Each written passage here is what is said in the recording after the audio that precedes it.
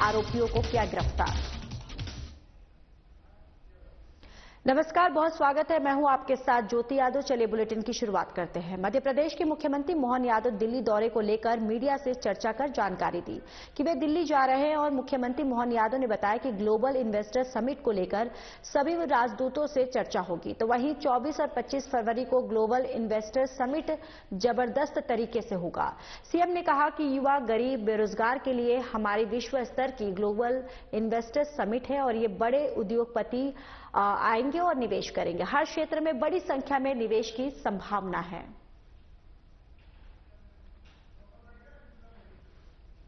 आज यहाँ से दिल्ली जाकर के ग्लोबल इन्वेस्टर समिट को लेकर के सभी राजदूतों के साथ मिलकर के विस्तार से उनकी बात करने वाला हूं और उम्मीद करेंगे आप और हम सब मिलकर के 24 और 25 फरवरी को होने वाली ग्लोबल इन्वेस्टर समिट धूमधाम से मनाएंगे और मूल भाव अधिकांश युवाओं के लिए, बेरोजगारों के लिए, गरीबों के लिए ये हमारी विश्व स्तर की ग्लोबल इन्वेस्टर समिट बड़े पैमाने पर अपनी भूमिका निभाएगी। बड़े पैमाने पर उद्योगपति आएंगे, उद्योग लगाएंगे, सभी प्रकार के क्षेत्र में निवेश की बड़ी संभावना रहेगी। मैं अपनी ओर से प्रदेशवासियों को आश्वस्त करता हूं, सरकार सभी वर्गों की बेहतरी के लिए लगातार काम करती रहेगी। मेरी अपनी ओर से बधाई। छत्तीसगढ़ के राजिम में राजिम कुंभ कल्प का आगाज हो चुका है, जिसको लेकर उप मुख्यमंत्री अरुण साव का बयान सामने आया। उन्होंने कहा कि ये छत्तीसगढ़ की पहचान के रूप में सामने आता है और माघ पूर्णिमा इसकी शुरुआत हुई है, जो कि महाशिवरात्रि तक चलेगी और इसे नए सिरे से राजिम कुंभ कल्प नाम दिया गया है। निश्चित रूप से छत्तीसगढ़ की एक पहचान के रूप में उभर कर सामने आएगी। राजिम कुंभ छत्तीसगढ़ की एक पहचान के रूप में हो रहा है। हमारी सरकार ने ये प्रारंभ किया था और इस बार फिर नए सिरे से हमने राजीव कल्प कुंभ का नाम दिया है।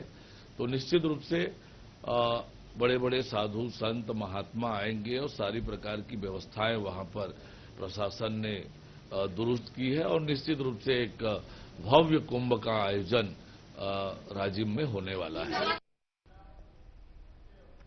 पूर्व महापौर एजाज ढेबर को छत्तीसगढ़ की बहुचर्चित शराब घोटाला मामले में पूछताछ के लिए ईओडब्ल्यू की टीम ने दफ्तर बुलाया। मामले को लेकर मुख्यमंत्री अरुण साव ने कहा कि जांच का विषय होता है और जिस किसी के पास भी जांच से संबंधित जानकारी हो उसे पूछताछ के लिए बुलाया जाता है। ये एक प्रक्रिया है, किसी को भी बुलाया जा सकता है।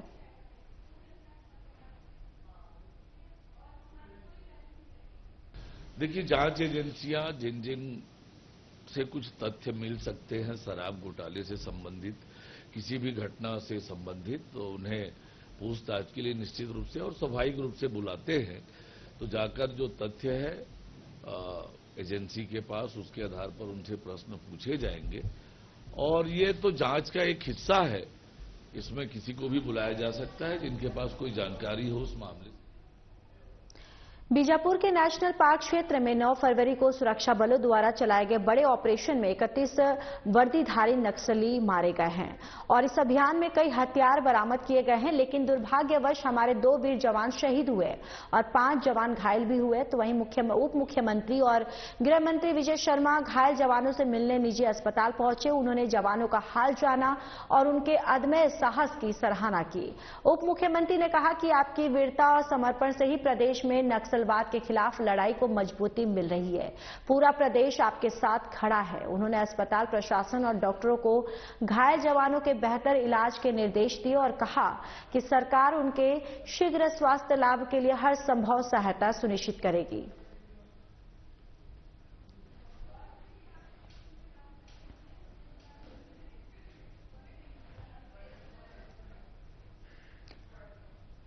तो देखिए, रायपुर से ये खबर है और यहां पर दरअसल नक्सली और हमारे जो जवान हैं उनके बीच में यहां मुठभेड़ हुई, जिसमें जवान जो हैं वो भी घायल हो गए और अब घायल जो जवान हैं उनसे यहां पर मुलाकात करने के लिए पहुंचे हैं और आपको बताते चले कि उनका हालचाल भी जानने के लिए यहां पर पहुंचे हैं और उनसे बातचीत उन्होंने किया और घायल जवानों के बेहतर इलाज के लिए यहां पर निर्देश भी दिए हैं।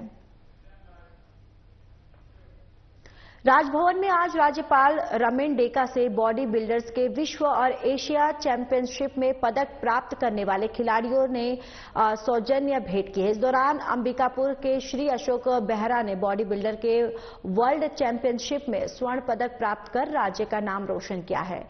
तो वहीं साउथ एशिया चैंपियनशिप में बिलासपुर के आनंद राव ने रजत पदक प्राप्त किया है। राज्यपाल ने इन खिलाड़ियों को उनके बेहतरीन प्रदर्शन के लिए बधाई दी और उनके उज्जवल भविष्य की कामना की। इस मौके पर खिलाड़ियों ने अपनी कड़ी मेहनत और समर्पण के बारे में भी चर्चा की है।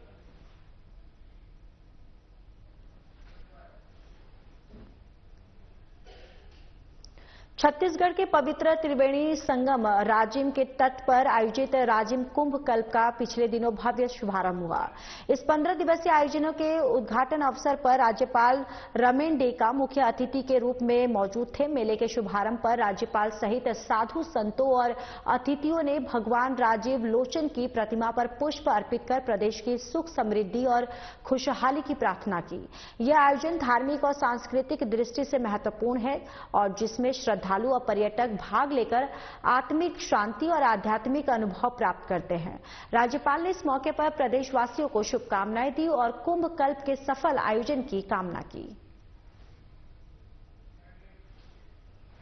तो राज्यपाल ने प्रदेशवासियों को देखिए यहां पर कुंभ कल्प की शुभकामनाएं भी दी है और यहां पर वो आए और इस कार्यक्रम में मौजूद रहे और साथ ही साथ उनका स्वागत किया गया और राज्यपाल ने इस दौरान आरती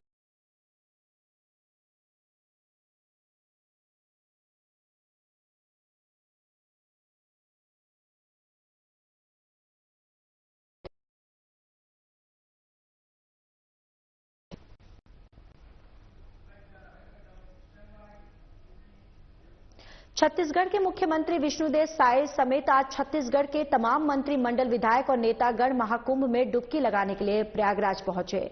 इस दौरान सभी नेता एक साथ राजधानी रायपुर एयरपोर्ट से रवाना हुए और डुबकी लगाते हुए नजर आए।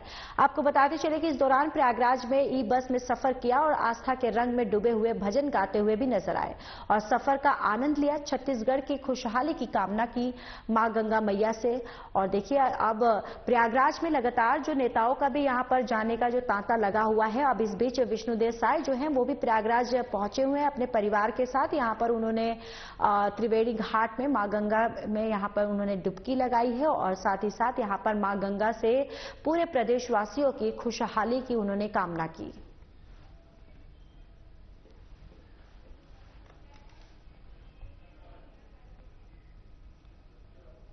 नगर निगम चुनाव में निर्वाचन आयोग के दिशा निर्देशों के अनुसार औसत मतदान प्रतिशत से 15% अधिक या कम मतदान वाले मतदान केंद्रों की बुधवार को विस्तृत समीक्षा की गई।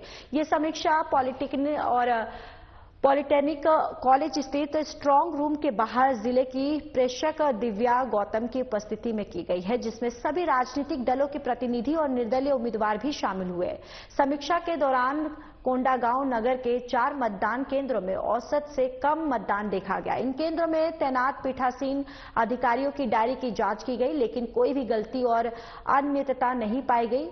वहीं केशकाल और फरसगांव के मतदान केंद्रों में औसत मतदान प्रतिशत से 15% अधिक या कम मतदान नहीं हुआ। निर्वाचन आयोग के नियमों के अनुसार यदि किसी मतदान केंद्र पर औसत से 15% अधिक या कम मतदान होता है तो उसकी विशेष समीक्षा की जाती है। इस प्रक्रिया में पीठासीन अधिकारियों की रिपोर्ट, मतदान से जुड़े अन्य दस्तावेज और ईवीएम के आंकड़ों का विश्लेषण किया जाता है।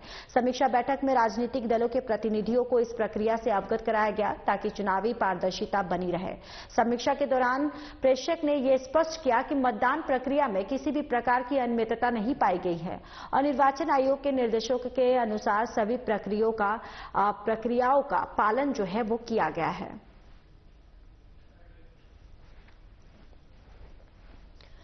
तो देखिए नगर निगम चुनाव की है उन्होंने यहां पर जांच की है और साथ ही साथ जो अनियमितता है उसको लेकर यहां पर जांच की गई है। लेकिन नगर निगम चुनाव में जो मतदान केंद्र की यहां पर दरअसल समीक्षा के दौरान ये जांच की गई है और प्रेक्षक दिव्या गौतम की उपस्थिति में ये समीक्षा की गई है और इस दौरान कोई भी जो वोटिंग में मतदान में कोई भी अनियमितताएं नहीं पाई गई हैं और उन्होंने ये भी कहा सुनिश्चित की जाती है और साथ ही साथ उन्होंने अनियमितता तो नहीं हुई है वोटिंग में। राजधानी रायपुर के अनुपम नगर में हुई डकैती मामले में आज आईजी अमरेश मिश्रा ने बड़ा खुलासा किया है। आपको बताते चले कि डकैती की घटना को अंजाम देने वाले आधा दर्जन से अधिक अपराधियों को गिरफ्तार किया गया। आपको ये भी बताते चले कि अनुपम नगर स्थित मकान में डकैती घटना को अंजाम दिया गया था। मामले में नागपुर के 2 अंतर्राज्य आरोपी और एक महिला सहित कुल 10 आरोपियों को गिरफ्तार किया गया। साथ ही सभी मसरूका को बरामद कर लिया गया है। आरोपियों के कब्जे से डकैती की नकदी रकम जो है वो 59,50,000 सोने के आभूषण और घटना में उपयोग किए गए 2 कार को भी जब्त किया गया। जब्त मशरूका की कुल कीमत 70 लाख रुपए बताई जा रही है। पूरा मामला जो है वो खमहाडी थाना क्षेत्र का बताया जा रहा है।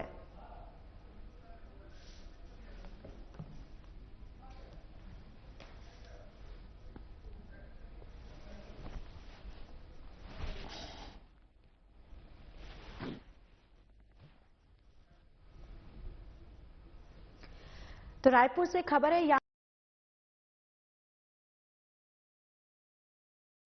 पुलिस जो है उसको एक बड़ी उपलब्धि जो है एक बड़ी कामयाबी मिल गई है। आपको बताते चले कि यहाँ पर पुलिस ने आरोपियों की गिरफ्तारी की है और अनुपम नगर में दरअसल जो डकैती हुई थी उन आरोपियों को पुलिस ने है 10 आरोपियों की गिरफ्तारी हुई है और उनके पास से 70 लाख की जो बरामदी लगभग बताई जा रही है कि जो उनके पास से बरामद हुए हैं वो सामान की जो कीमत लगभग 70 लाख यहां पर बताई जा रही है। देखिए उनके पास से कैश बरामद हुआ है और मोबाइल फोन जो है वो भी इन अपराधियों के इन डकैत जो है इनके तरफ से यहां पर बरामद किया गया है और इनकी कीमत लगभग 70 लाख जो है वो पुलिस के द्वारा बताई जा रही है। अब इनकी गिरफ्तारी हो गई है और जो भी इस पूरे मामले पर आगे की जो कार्रवाई होगी पुलिस के द्वारा वो लगातार की जाएगी। 11 तारीख को अनुपम नगर में हुए डकैती में रायपुर पुलिस को काफी बड़ी सफलता मिली है। मैं वरिष्ठ पुलिस अधीक्षक और उनकी टीम को बहुत बहुत बधाइयां देता हूं कि 36 घंटे के अंदर उन्होंने 10 आरोपियों और करीब करीब संपूर्ण मशरूका को जब्त करने में सफलता पाई है। डकैती का उद्देश्य पारिवारिक पैसे को लेकर जो चिंता होती है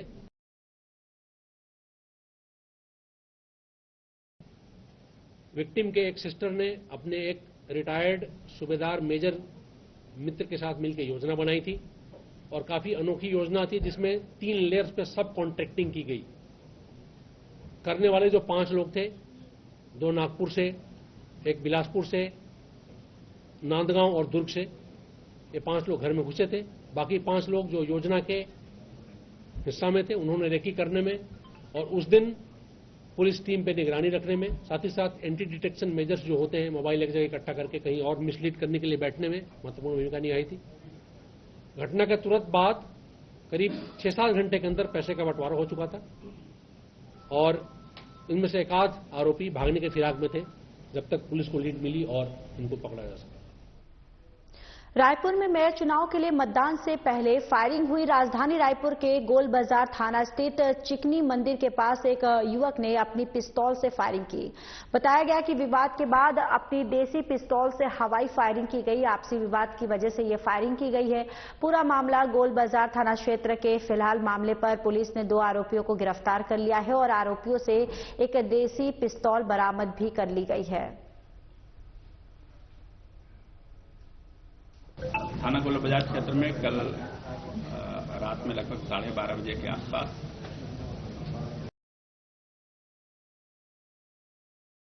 फायर करने वाले 2 आरोपियों को गिरफ्तारी किया गया है।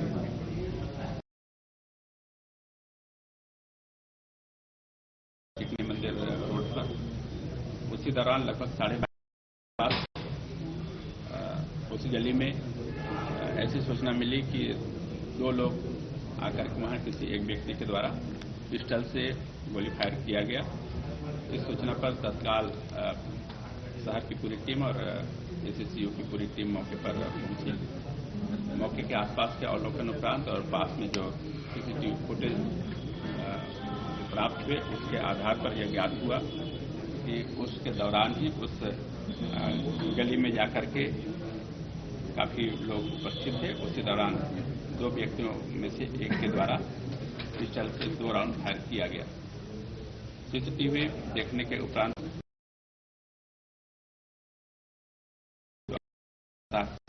इसको संबंधित ठिकाने पर दबिश दिया जाकर के 12 घंटे के पूर्व ही इस अपराध में संलिप्त 2 आरोपियों को गिरफ्तार किया गया है, जिसमें प्रमुख तौर पर सैफुद्दीन उर्फ टप्पू और दूसरा मोहम्मद कलीम। ये दोनों मधापारा थाना क्षेत्र के निवासी हैं और लखुटी या फिर कबाड़ी या फिर इस प्रकार के काम करते हैं। इसके पीछे उद्देश्य उसको लोगों में रौब जमाने का था, जिस पर 2 फायर किया गया। क्योंकि मामला फायर से जुड़ा हुआ था, पिस्टल से जुड़ा हुआ था, पुलिस के द्वारा तत्परता दिखाते हुए दोनों आरोपियों को गिरफ्तार किया गया और थाना गोल बाजार में पंजीबद्ध अपराध क्रमांक 28 धारा 25-27 आर्म्स एक्ट के तहत में कार्रवाई की जा रही है। इसके विरुद्ध में और भी आगे की कठोर कार्रवाई की जाएगी। इसके पिस्टल की उपलब्धता या सप्लाई के संबंध में भी इनसे पूछताछ किया जाकर उसके विरुद्ध में भी कार्रवाई। राजधानी रायपुर के संतोषी नगर में रहने वाले 3 बांग्लादेशी भाई इस्माइल, अकबर और साजन तीनों इराक जाने के लिए भारत आए हुए थे और तीनों का ठिकाना पहले पश्चिम बंगाल हुआ करता था, जिसके बाद ये तीनों रायपुर आकर बस गए। मुंबई एटीएस की टीम ने तीनों आरोपियों को गिरफ्तार किया है। उनके कब्जे से पासपोर्ट और फर्जी दस्तावेज बरामद किए गए। फिलहाल मामले में आगे की कार्रवाई जारी है। पूरा मामला टिकारपारा थाना क्षेत्र का बताया जा रहा है।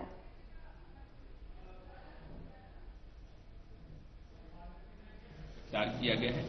इनके पास जो दस्तावेज प्राप्त हुए हैं उनमें संदेह व्यक्त किया गया है, जिसकी जांच पुलिस के द्वारा की जा रही है। वर्तमान में इन तीनों को मुंबई से एटीएस के माध्यम से गिरफ्तार किया जा रहा है। ट्रांजिट रिमांड पर रायपुर लाया गया है। रायपुर माननीय न्यायालय से 3 दिन से पुलिस रिमांड पर ली गई है। सभी पहलुओं पर जांच के दौरान में दस्तावेज संकलित किए जाएंगे और पूछताछ किए जाएंगे। उसके बाद आगे की कार्रवाई की जाएगी। इस पूरे प्रकरण में थाना टिकरापारा में धारा 318(4), 338, 341, 111 BNS और पासपोर्ट अधिनियम की धाराओं के साथ में अपराध पंजीबद्ध कर आगे की कार्रवाई की जाएगी। ये यहाँ रखिए क्या कर रहे थे, क्या करते थे और कब से रह रहे थे? यहाँ रखिए क्या कर रहे थे? ये वर्तमान में 26 जनवरी 2025 को थाना टिकरापारा के संतोषी नगर मिश्राबाड़ा से छोड़ करके मुंबई और बाद में इराक भागने की तैयारी में थे। वहां भागने के पूर्व कबाड़ी का धंधा करते थे और तीनों भाई एक साथ में रहकर निवास। ये जो दस्तावेज तैयार किए गए थे उसमें जिन्होंने मदद की है, क्या उन पे भी कुछ आगे पूछताछ की जाएगी? जो भी जिसके द्वारा भी दस्तावेज फर्जी दस्तावेज तैयार किए जाने या फिर रुकवाने में जो मदद किए गए थे, अगर इसमें संदिग्ध पाए जाते हैं तो उनके विरुद्ध। अंतर्राष्ट्रीय मानवाधिकार सुरक्षा संगठन के राष्ट्रीय अध्यक्ष पंकज मिश्रा की कार दुर्घटना में मौत हो गई। ये दुर्घटना प्रयागराज से लौटते समय देर रात घटी, जिससे संगठन को अपूर्णीय क्षति हुई है। पंकज मिश्रा का योगदान मानवाधिकार संरक्षण में अभूतपूर्व था और उनकी अचानक मौत ने सभी को स्तब्ध कर दिया है। उनकी श्रद्धांजलि सभा का आयोजन लक्ष्मी नारायण खैरोनिया के कार्यालय में उनके साथियों के सहयोग से किया गया। श्रद्धांजलि सभा में उपस्थित लोगों ने नम आंखों से पंकज मिश्रा श्रद्धांजलि अर्पित की। इस मौके पर प्रदेश अध्यक्ष लक्ष्मी नारायण खैरोनिया ने एडवोकेट जगदीश रघुवंशी सहित अन्य प्रमुख नेता और उनके साथी उपस्थित रहे।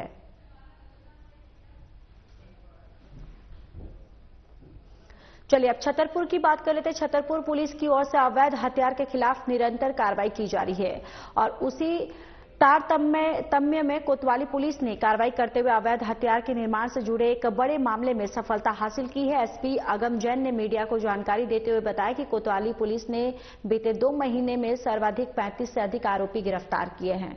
तो वहीं बीती रात थाना कोतवाली क्षेत्र अंतर्गत बस स्टैंड क्रामक 2 में एक व्यक्ति के अवैध हथियार सहित होने की सूचना मिलने पर पुलिस टीम मौके पर पहुंची और संदेही युवक को हिरासत में लेकर तलाशी ली।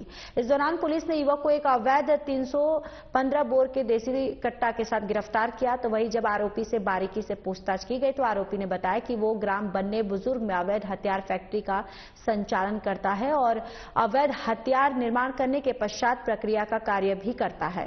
थाना कोतवाली पुलिस ने मौके पर पहुंचकर छापामार कार्रवाई करते हुए 2 सक्रिय देसी कट्टा और 1 12 बोर की अधि और 12 बोर की अधभनी बंदूक जो है और अवैध निर्माण में प्रयुक्त सामग्री सहित ड्रिल मशीन, 2 अधबने लोहे के चैम्बर, 2 बैरल और आरी फ्रेम और ब्लेड बरामद की गई है। अभियुक्त पूर्ण से अवैध हथियार फैक्ट्री संचालन का आरोपी है। अभियुक्त की ओर से छतरपुर जिले में कई अन्य लोगों को अवैध हथियार बेचना बताया गया है और जिनकी तलाश जो है वो लगातार की जा रही है। अवैध हथियारों के विरुद्ध कार्रवाई जारी है। पिछले 2 महीनों में 200 से अधिक अवैध हथियारों पर कार्रवाई की गई है, जिसमें कोतवाली अकेले में ही 35 से अधिक अवैध हथियार पकड़े गए हैं। उसी तारतम्य में कोतवाली टीम जब चेकिंग कर रही थी और एक व्यक्ति विजेंद्र कुशवाहा जो कि बलेरा टीकमगढ़ का रहने वाला है, उसको जब उससे चेकिंग किया गया, उसके पास से एक कट्टा भी जब्त किया गया और सख्ती से जब पूछताछ की तो उसके पास से एक अवैध हथियार बनाने की फैक्ट्री का खुलासा हुआ है। और उसमें जब छापामार कार्रवाई हुई तो 2 सक्रिय देसी कट्टे, 1 12 बोर की अवधि, 1 12 बोर अधबनी बंदूक और दुकनी जो भट्टी गर्म करने के लिए ड्रिल मशीन, 2 अधबने लोहे के चैम्बर, 2 बैरल, 5 बेंच से लगने वाली लकड़ी की प्लेट, नग लोहे की पट्टी, 4 ऐसी बहुत सारे सामान उपकरण उसमें बरामद किए गए हैं। और इस प्रकार से एक और अवैध हथियार बनाने वाली फैक्ट्री का खुलासा हुआ है। ये व्यक्ति कहाँ बेचता था, इसके संबंध में विवेचना जारी है और जिनको बेचा होगा उनसे भी हथियार बरामद किए जाएंगे। खबर छतरपुर जिले से है, जहां से एक सनसनीखेज खबर सामने आई है। छतरपुर जिले के भगवा थाना क्षेत्र अंतर्गत आने वाले सरकना गांव में एक युवक की लहूलुहान लाश मिली है। मृतक की पहचान राहुल सिंह बुंदेला के रूप में हुई है, जो पूरा पट्टी का निवासी था। मिली जानकारी के अनुसार ये घटना बछेड़ी नदी के किनारे स्थित पुलिया के पास हुई, जहां राहुल की लाश बरामद की गई और उसके शरीर पर गहरे घाव थे, जिससे ये अनुमान लगाया जा रहा है कि युवक की हत्या की गई है। घटना की सूचना मिलते ही पुलिस टीम मौके पर पहुंची और शव को पोस्टमार्टम के लिए भेज दिया। पुलिस मामले की गहनता से जांच कर रही है।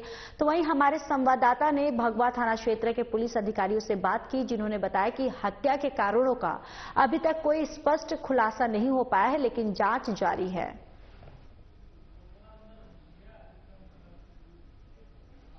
सूचना मिली है कि सरकना गांव के पहले नदी किनारे पुलिया पे एक व्यक्ति की लाश पड़ी हुई है। उसके बारे में जो पता किया तो ये पूरापट्टी गांव का रहने वाला एक राहुल राजा है, उसकी लाश पड़ी हुई है। प्रथम दृष्टया इसमें जो बॉडी को देखने पर इसमें गले में कुछ कट के निशान है। अभी एफएसएल की टीम टीकमगढ़ से आ गई है, उन्होंने भी इसकी इन्वेस्टिगेशन कर लिया है। बॉडी को अब हम लोग पीएम पोस्टमार्टम के लिए ले जा रहे हैं। आगे जो पोस्टमार्टम रिपोर्ट में आएगा और जो कथनों के आधार पर हम लोग तहकीकात करेंगे, उसके बाद में हम आगे बता पाएंगे। फिलहाल इस बुलेटिन में इतना ही। नमस्कार।